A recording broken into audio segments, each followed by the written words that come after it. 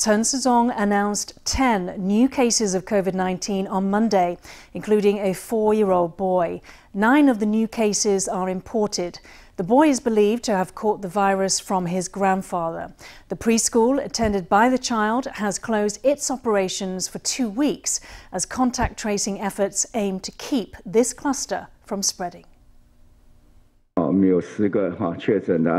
have 10 new cases diagnosed, of which 9 are imported and 1 is local transmission. One of the new patients is a 4-year-old boy who's believed to have caught the virus from his grandfather. After returning from a period of work in the U.S. on March 17th, the man passed the virus to his wife, the boy's grandmother, and then to the child.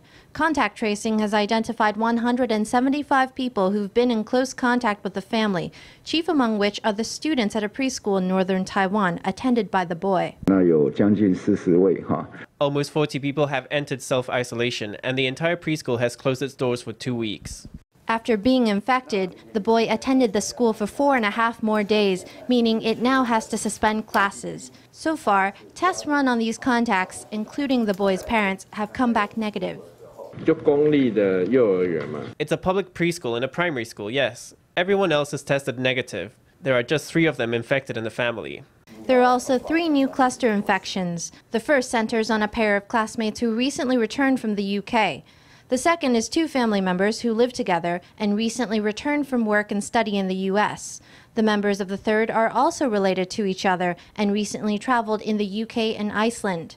The other 3 cases individually returned to Taiwan from the U.S., UK, and Indonesia.